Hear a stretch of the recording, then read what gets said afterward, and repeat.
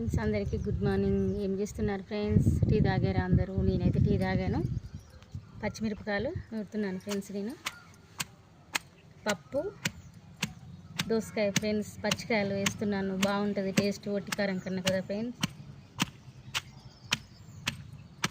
ఎంతైనా మిక్సీలో వేస్తే అంత టేస్ట్ కొట్టదు ఫ్రెండ్స్. మనము కష్టపడి రోటిలో నూరుకుంటే చాలా టేస్ట్గా ఉంటుంది ఫ్రెండ్స్. మిక్సీలో వేస్తే పచ్చిమిరపకాయలు మెత్తగా అయ్యి అంతగానో టేస్ట్ కొట్టదు ఫ్రెండ్స్. ఇవైతే మామూలుగా కచ్చపెచ్చ దంచి కూరలో వేసిన టేస్ట్ సూపర్గా ఉంటుంది ఫ్రెండ్స్. ఇప్పుడు మనము మిక్సీలో వచ్చిన తర్వాత మిక్సీలలో వేస్తున్నాం కదా ఫ్రెండ్స్. మనమైతే వెనకటనైతే ఇట్లనే అమ్మ వాళ్ళు కూడా అమ్మమ్మ వాళ్ళు రోట్లో పచ్చడి చేస్తే ఎంత బాగుండేది కదా ఫ్రెండ్స్.